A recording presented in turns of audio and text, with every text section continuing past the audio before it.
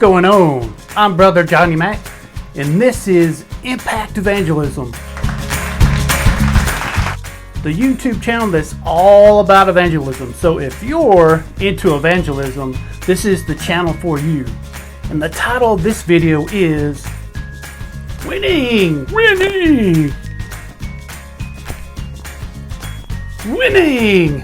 in Evangelism.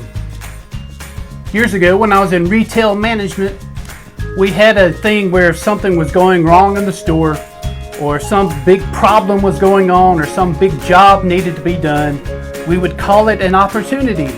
We wouldn't call it a problem.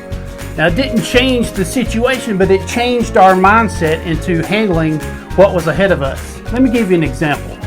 Attention, please.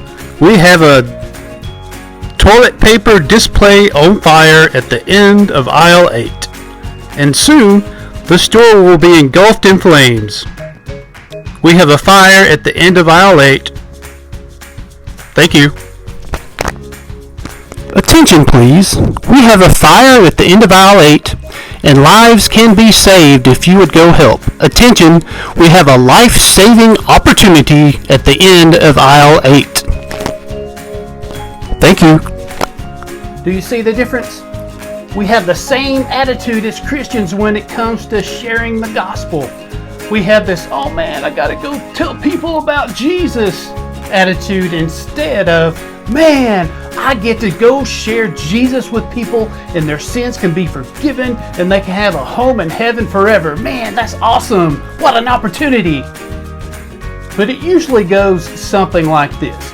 Man, I know Thursday night is outreach, man, but there's this cool Godzilla movie on TV. It's Godzilla versus the smog monster, man. I just really want to stay home and watch Godzilla, but I know I've got to go out to tell people about Jesus. Hey, I get it. Godzilla's pretty cool.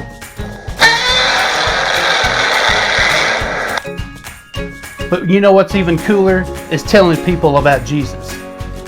So it's not we have to go do it, it's we get to go do it.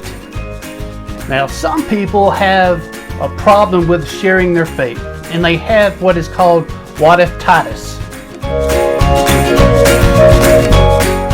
What if this person is mean to me? What if this person thinks I'm a religious wacko? What if they don't even listen to me? What if they punch my lights out? What if they mock me? What if they ask me a question I don't know? What if I say the wrong thing? What-if-itis can easily be overcome if you understand that every time you share the gospel with someone, you're winning. In Mark Cahill's book, Evangelist Mark Cahill, in his book, The One Thing You Can't Do in Heaven, he says this. Oh, by the way, Mark Cahill played basketball at Auburn University along with Charles Barkley.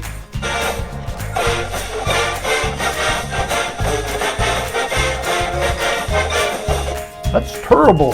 That's just terrible.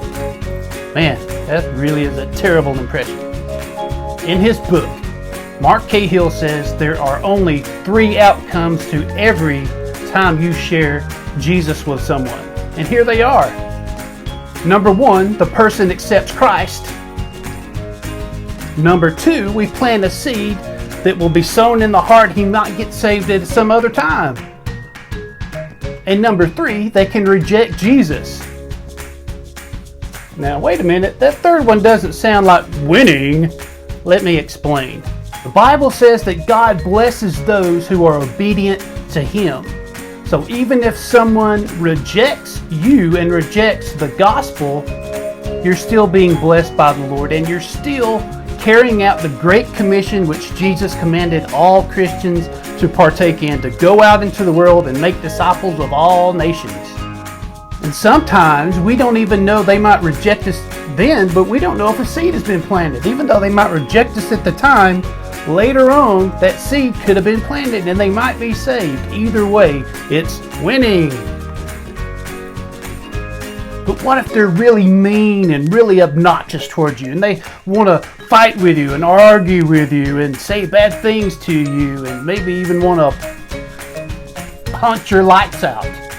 You're still winning because the Bible says if you're persecuted for the case of Christ, you should be blessed and joyous in that situation.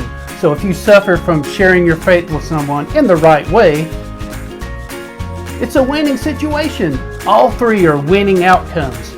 All you have to do is go do it.